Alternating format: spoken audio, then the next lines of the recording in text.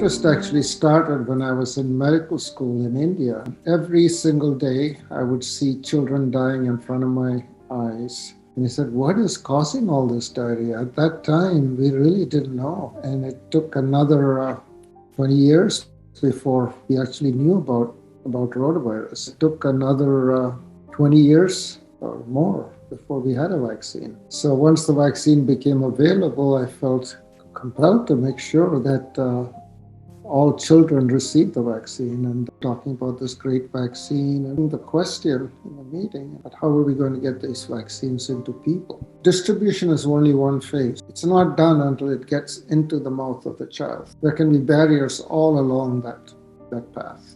We asked for our council members to look for opportunities where we can wave the flag of the vaccine.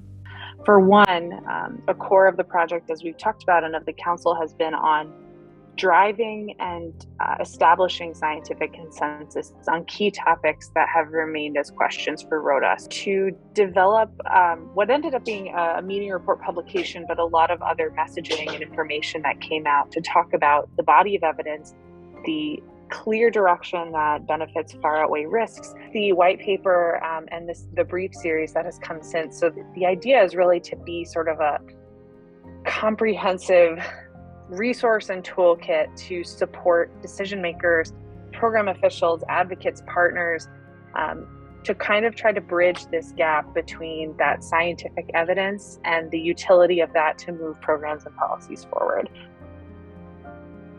There's a huge proportion that have not introduced. The rotavirus, as Roger Glass has actually said many times, is a democratic disease. It does not differentiate between poor countries and rich countries. Every child around the world is susceptible. Rotavirus is not going anywhere. It's going to be there, and we need to make sure children are vaccinated.